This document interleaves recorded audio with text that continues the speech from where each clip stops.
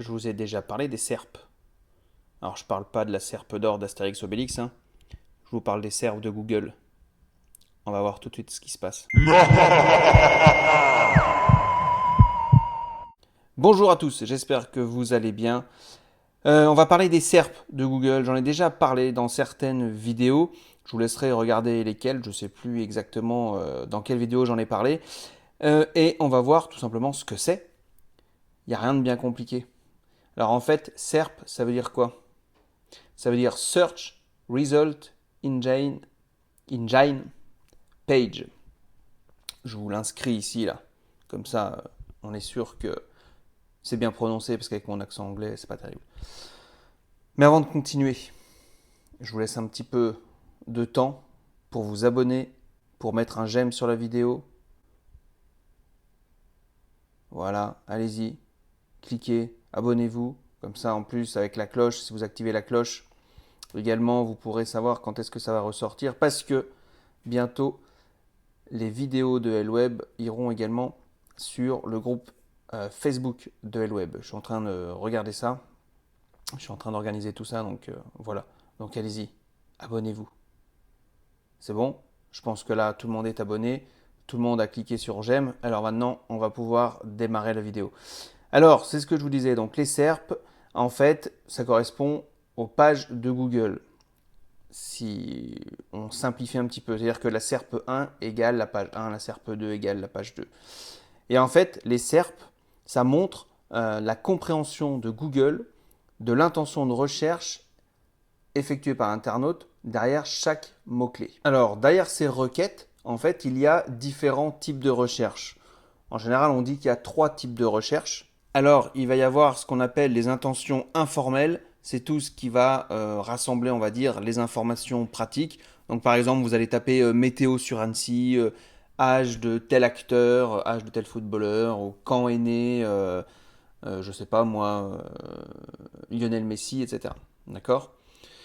Donc ça, c'est les intentions informelles. Ensuite, il y a les intentions transactionnelles. Alors là, ça va être tout ce qui est passage à l'action. Transactionnel, transaction. D'accord? Donc, quelqu'un qui va chercher des DVD pas chers, la BD Neo Atomicus, par exemple. Voilà. Donc, du coup, vous allez vous retrouver sur des pages pour passer à l'action sérieusement. Ensuite, il y a ce qu'on appelle les intentions navigationnelles.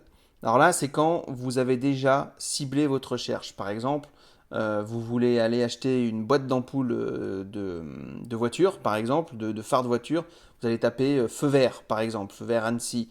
Ou vous voulez aller manger au restaurant, vous savez où vous voulez, par exemple le restaurant Buffalo, parce que vous voulez son numéro de téléphone, parce que vous voulez mettre le GPS, etc. Voilà, ça c'est ce qu'on appelle l'intention navigationnelle, d'accord? Formation web par Helweb, par exemple, voilà. Donc en fait, ce qui va se passer, c'est que Google, il va traduire en fonction de ce qu'il comprend les résultats des pages, donc dans les SERP, enfin sur la SERP, ok? Et selon les mots-clés, eh ben, il va vous sortir différentes SERP. Et en fait, selon les mots-clés tapés, eh ben, Google va vous sortir différentes pages en fonction du type de recherche. Donc il va sortir, ça peut être des recherches éditoriales, e-commerce, ça va être voilà, de ce genre de pages-là, d'accord? Et il peut y avoir des recherches universelles, donc avec du ciblage local, avec des vidéos, des images. Enfin bref, voilà, ça va être selon un petit peu l'intention de recherche. Il peut y avoir aussi des pubs, AdWords, etc. Enfin voilà, en fonction de ce que vous allez taper, eh ben, Google, il va comprendre un certain message et il va vous donner une SERP avec différents types de pages. On va faire un exemple tout bête. Donc là, je vais aller sur mon écran. Alors là, par exemple, on va regarder ça tout de suite. Donc si je tape, par exemple, nombre grand Chelem Federer, par exemple. Voilà. Tac. Donc vous voyez, on est dans de l'informationnel. Donc il va me dire, bah, il en a 20, il va regarder. Après, il va me donner des recherches associées, Wikipédia, quelques vidéos. Donc vous voyez, il mélange un petit peu tout, la vidéo aussi, c'est intéressant. Peut-être que dans les vidéos, au lieu de se lire un blabla de 300 mots sur le fait qu'il est 20 grands chelems, en vidéo, il va nous dire, et puis après, ça va parler voilà, des 20 grands chelems de Federer. Donc là, on est vraiment dans de l'informationnel. C'est pareil, si j'avais tapé programme TV ce soir, tout à l'heure, je l'ai pris en exemple. Donc là, pareil, on est dans de l'informationnel. D'accord? Par contre, si je tape raquette de tennis, vous voyez, donc là, on a du shop. On est plutôt... Alors, il va nous donner...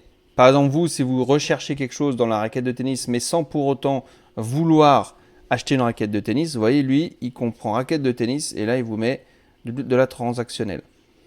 Achat, les sites pour acheter les raquettes de tennis. Ok. Vous voyez, après, hop, ici, local, et ainsi de suite.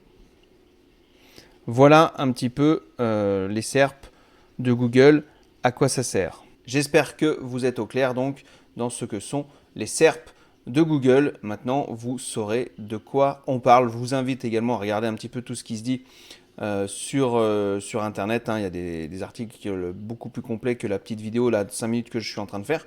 Mais voilà, ça vous donne déjà un premier aperçu de ce que c'est. Et comme ça, vous vous coucherez peut-être un peu moins bête et vous arrêterez de vous demander en tout cas ce que c'est quand on parle de SERP. Après, c'est pas facile de le placer lors d'un repas, ça. Mais bon, pourquoi pas, hein. Voilà, moi je vous dis à très bientôt pour une prochaine vidéo. N'hésitez pas à cliquer par là, il y a des trucs là. Je crois qu'il y a un truc abonnez-vous ici, ou par là, enfin bref, je sais pas où ça va être, si j'y pense à le faire.